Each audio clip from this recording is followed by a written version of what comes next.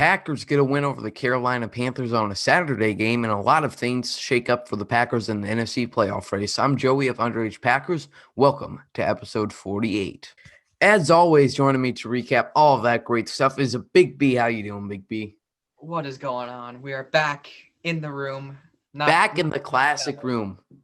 We are Iconic room right back. there. Oh, Of yes. course, with the Ha Clinton Dix banner right there. Today's his birthday, and I know he Happy might be birthday. one of the only Packers fans that still has his support. Still rocking haha over here, even though There it's we night. go. Yeah, so Big B and I will be taking a look at all the things that happened this weekend with the Packers game, how some things shook up for them, and what they are looking like right now. And we're even talking about the Super Bowl today, baby. Let's do it. I don't know if Big B was expecting that, but let's do it, people. Oh, Packers Super week. Bowl already. My goodness. Yeah, it's December. Well, we got to start now. Packers with an interesting game over the Carolina Panthers. Now, this first half I love. The second half I don't love. Now, Yeah. hopefully today we can make an effort to silence some. I'm not going to call them fake fans, but some haters, some deniers, some people that want to nitpick every little thing and make preassumed assumptions. So the Packers. This was a game. First half, everything was going for them. The second half, the Panthers made some adjustments, and the Packers, for the first time really this season, felt the pain of an injury. Injury hurt their team, and not that we were hurting when we were out without Devontae Adams, without Aaron Jones, but without Corey Linsley, this offensive line really struggled. The Panthers have a really good front seven there. Derek Brown, Brian Burns, who is absolutely incredible. Monster. Yeah, there's just so much, a lot of good pass rushers there, and the Packers struggled against that. Even David Bakhtiari was struggling against a really fast pass rusher in Brian Burns. And you know the O-line is struggling when David Bakhtiari is struggling. Exactly. All right? Yeah, I don't know. It's going to be interesting. How do you see, because there's a lot of good front sevens in the league. So if our whole offense is demonstratized by a Panthers defensive line, Buccaneers fast linebacker group, how do you think they solve this just with the Corey Linsley issue? Until we get him back, how do we fix that issue on the offensive line? I really don't know. I mean, Mhm. I should know this since I'm an old lineman. I used to play lineman. But I guess you just gotta play faster. You gotta prepare better. Gotta Yeah. get in the right mindset. I guess that's probably the best thing to do. Yeah, the mindset thing I think is really important. This was such a Saturday game. It's like the Sunday we were feeling all discombobulated. It's like, all right, is this Monday? What's going on here? We're focusing on a big opponent in the Titans. We're focusing on the first seed. So we're kind of lucky we came out with a win here, considering how bad that was. My consideration, my ticket to place in the suggestion box for Matt LaFleur would be starting John Runyon next week. Yeah. Yes.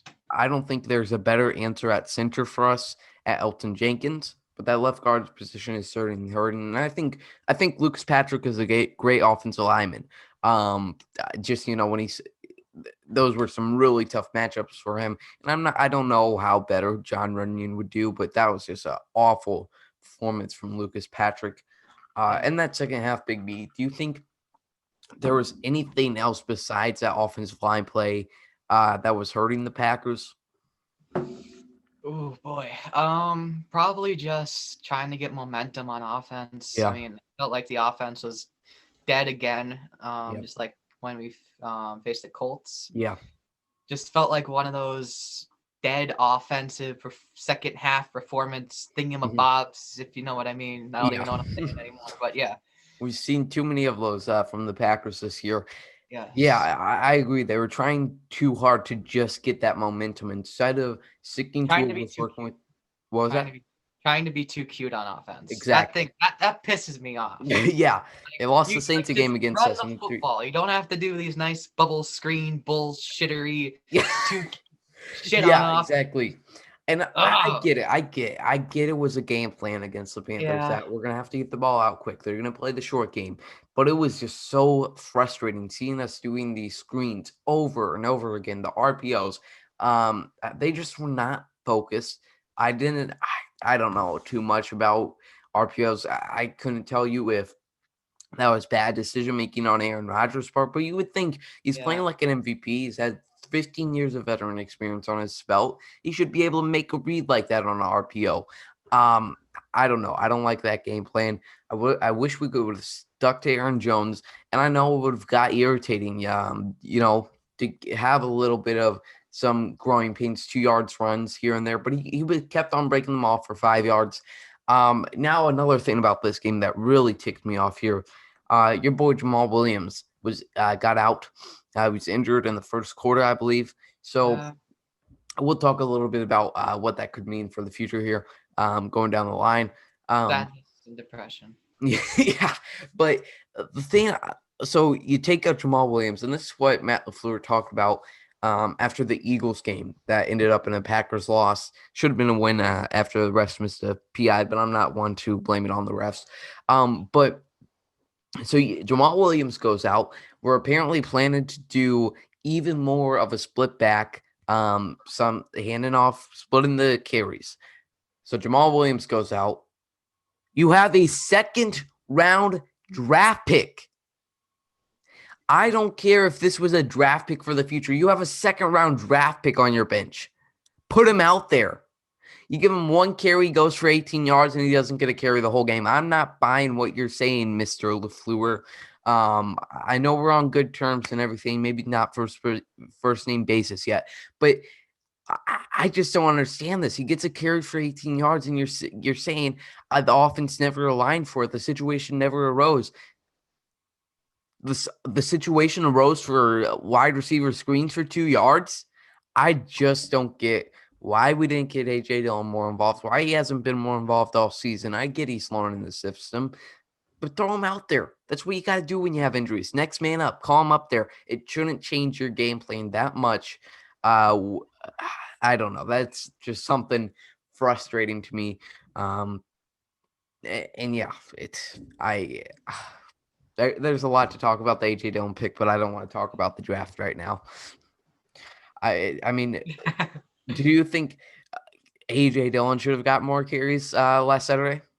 Yeah, I think he should have got it, but he clearly didn't. So I'm fine with that. I mean, we won. Yep. So, but I can see why people are frustrated. We spent a second round pick on him, only gets one carry for 18 yards or Yeah. whatever. Which was absolutely phenomenal, by the way. Exactly. That was great. That made my night Uh-huh. and stuff. But Yeah. yeah, you know, Yeah, I'd love to see more carries. We'll see how Matt LaFleur plans to use him next year when I'd be very shocked if both Jamal Williams and Aaron Jones are back at the very least. So we'll have to see what happens there. So on the offensive side of things, that's pretty much all we got to talk about there. On defense, so defense. Let's go, baby. I love this game from the defense, man. Okay, this is if Mike Patton is going to another job, if he ever is going to interview, just show them this tape. Don't show them anything else because this is exactly the plan of Mike Patton, and it could win them games. All right. This is probably the first time we bitch more about the offense than the defense. Yeah. But just saying. So Our whole lifetime. Yeah.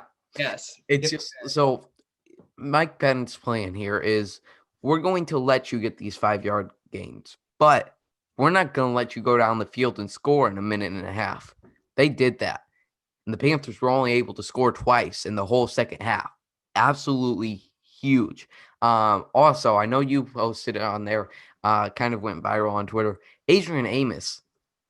Round of applause for our safety right there. I know. I tweeted that, and it's like blowing up, and I'm like, why?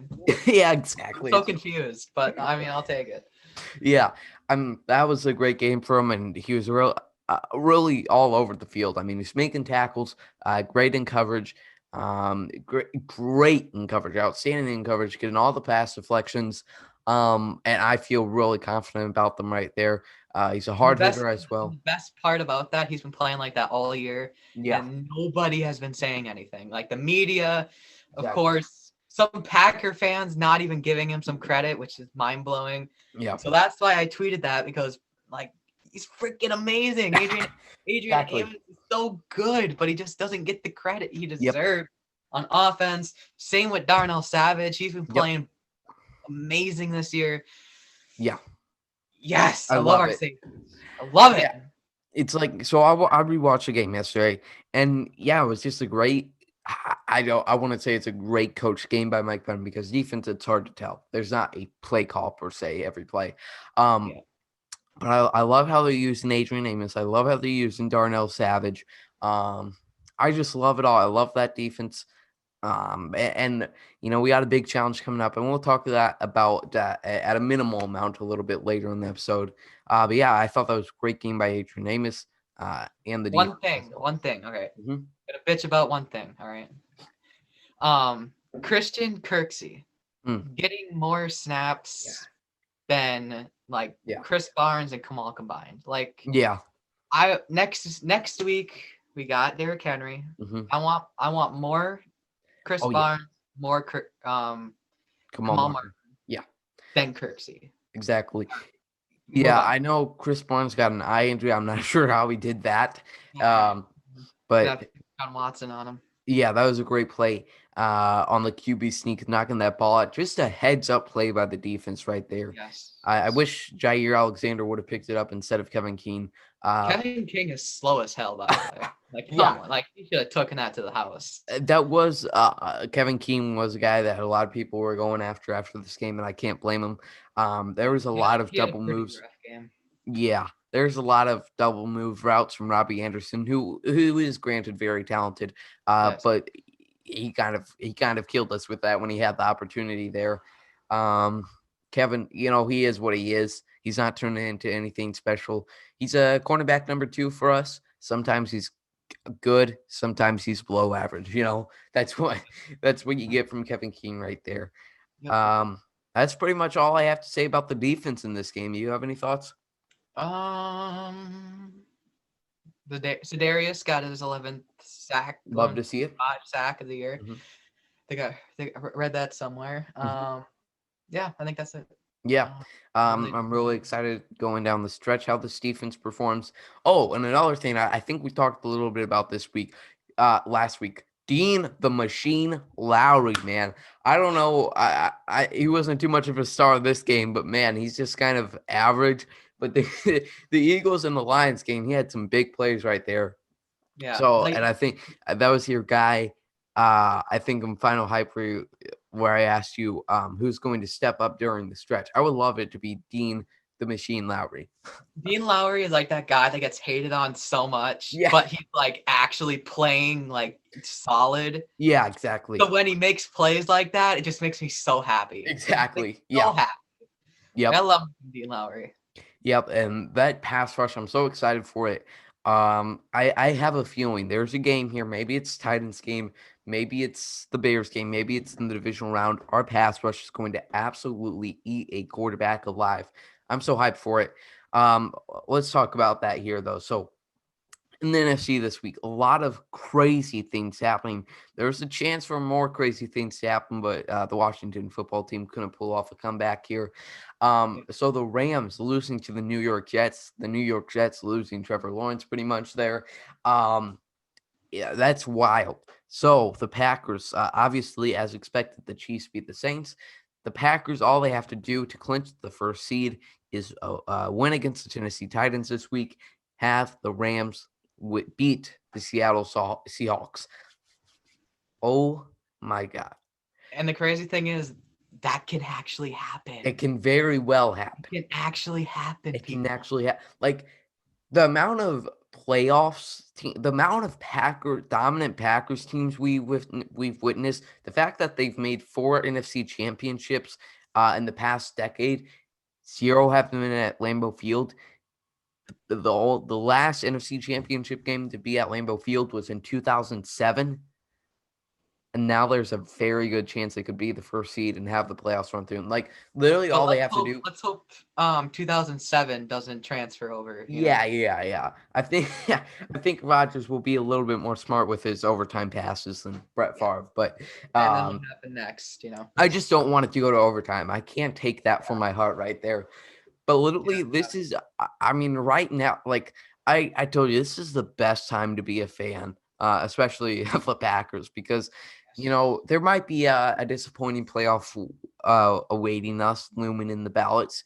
But right now, they're 11-3, baby. They're playing great football, and they're a great position to win the Super Bowl. I'm so excited for it. Like, I mean, how crazy is this?